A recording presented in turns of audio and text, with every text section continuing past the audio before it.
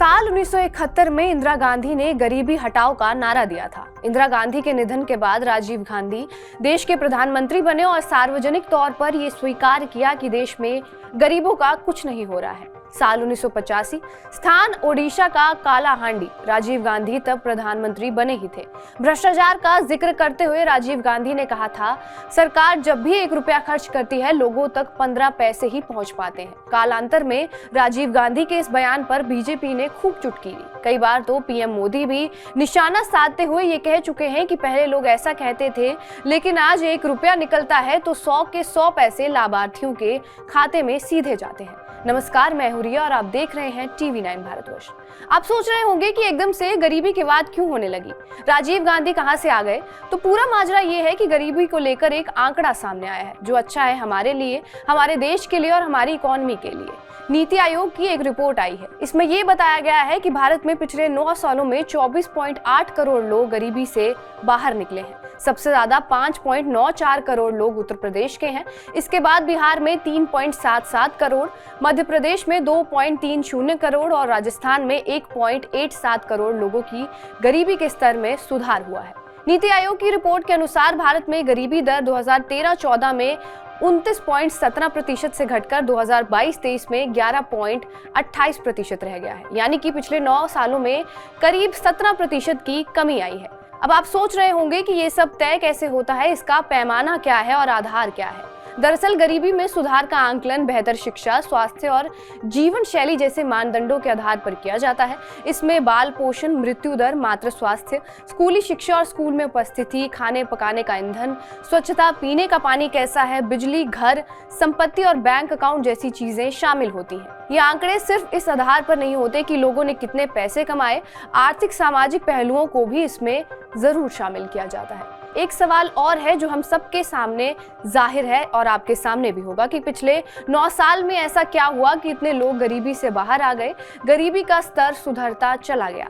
आजादी के बाद से कई सालों तक गरीबी को लेकर बात होती रही है। हर सरकार में गरीबी को मिटाने की बात हुई है, लेकिन हर अगले चुनाव में मुद्दा भी रहा है। साल 2014 में बीजेपी की सरकार आई, नरेंद्र मोदी देश के प्रधानमंत्री बन गए। सरकार की तरफ से कई योजना चलाई गई। कुछ योजनाओं ने लोगों का कायाकल्प ही कर दिया। मतलब ये कि सरकार की कुछ योजनाएं ऐसी भी थी जिनसे लोगों की जिंदगी में कुछ ना कुछ बदलाव तो जरूर आया है। चलिए हम मोदी सरकार की ऐसी ही 5 योजनाओं के बारे में आपको बता देते हैं। प्रधानमंत्री उज्ज्वला योजना की शुरुआत 1 मई 2016 से कर चुके हैं। ये योजना गरीब परिवारों को मुफ्त में रसोई गैस उपलब्ध करवाती है ताकि ग्रामीण और शहरी दोनों इलाकों में रहने वाले BPL परिवार के लोगों को इसका फायदा मिल सके। एक आंकड़े के मुताबिक देश में LPG गैस का आगाज 60-70 साल पहले ही हो गया था। इसके 50-55 साल में महज 14 करोड़ गैस कनेक्शन दिए गए थे। लेकिन मोदी सरकार आने के बाद पिछले 9 साल में 18 करोड़ LPG कनेक्शन दिए गए हैं, जिसमें कि 10 करोड़ कनेक्शन सिर्फ उज्ज्वला योजना के द्वारा ही दिए गए हैं। प्रधानमंत्री जनधन योजना, इस योजना की शुरुआत 28 अगस्त 2014 को हुई थी, जिसमें लगभग 100% परिवारों को इस सुविधा के तहत लाया जा चुका है। जनधन की वेबसाइट के अनुसार 51.42 करोड़ अकाउंट होल्डर हैं और इनके खातों में 2 लाख करोड़ रुपए भी जमा है। प्रधानमंत्री गरीब कल्याण योजना को 2020 में शुरू किया गया था और इसे 2029 तक बढ़ा दिया गया है। प्रधानमंत्री गरीब कल्याण योजना के तहत देश की करीब 81.35 करोड़ लोगों को मुफ्त अनाज दिया जाता है और इस योजना में परिवार के हर सदस्य को 5 किलो गेहूं या फिर चावल हर महीने मिलता है। साथ ही साथ 1 किलोग्राम साबुत चना भी दिया जाता है।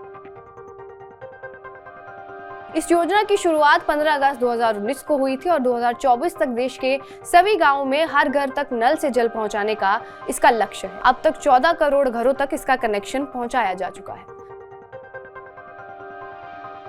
केंद्र सरकार की ये महत्वाकांक्षी योजना है। आयुष्मान भारत योजना के तहत 30 करोड़ आयुष्मान कार्ड बनाए जा चुके हैं और इसके जरिए भारत के नागरिक अपना 5 लाख तक का इलाज फ्री में करा सकते हैं। इस योजना की शुरुआत 25 सितंबर 2018 को हुई थी। आपको ये वीडियो कैसे लगा हमें कमेंट बॉक्स में जरूर बताएं। बाकी देश और दुनिया की तमाम खबरों के लिए जुड़े रहिए TV9 भारतवर्ष के साथ।